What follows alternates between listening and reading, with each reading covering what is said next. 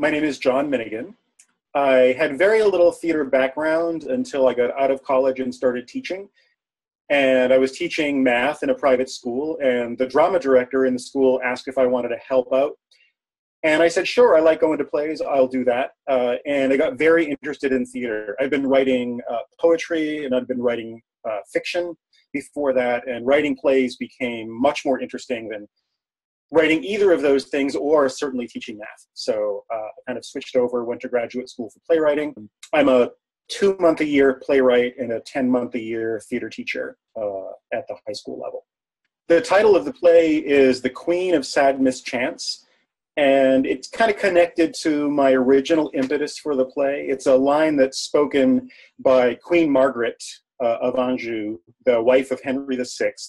In the play Richard III, she's talking to Elizabeth, another queen, and describing her as the Queen of Sad Mischance. But it's certainly something that could also refer to her.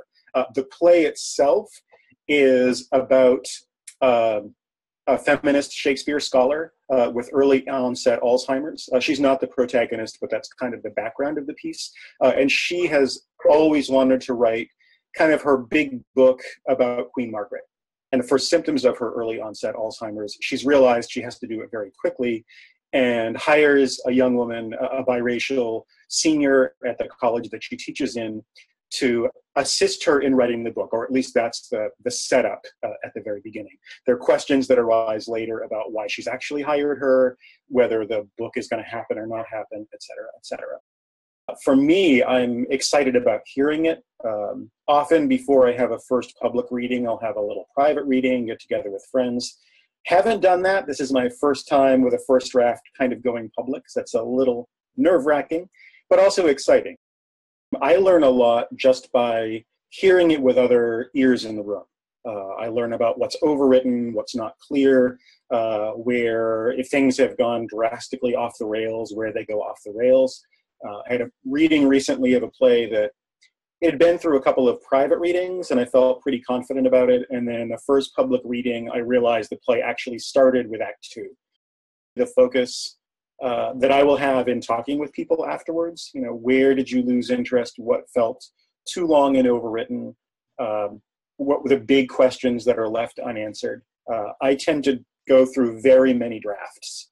The most recent full length that I've had on stage was probably draft 15 or 16 over the course of 7 or 8 years of writing. This is the beginning of what will probably be a long journey for this play. It's about gender and power and race. We have this American myth that one individual, if you're talented enough and work hard enough and smart enough, you can get past all of those systems that are against you.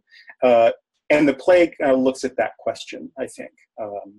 The protagonist is a very smart, very driven young woman who, although the deck in some ways has been stacked against her, has a complete determination that she has a way to succeed, and she runs into some unexpected roadblocks. I am an arts educator, and I think a lot of what I think about and what I write about is connected to my work teaching theater in school. Arts are a really important component. They address the parts of the person that are not addressed elsewhere, that it helps to open up aspects of humanity, gets kids to put down their phones and look at each other and think together and work together, argue, debate, come up with compromises and collaborations. And it's something that I think is essential.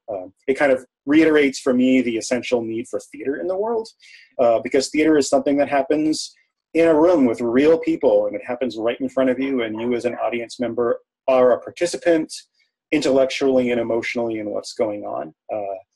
And that's becoming increasingly rare and therefore increasingly important.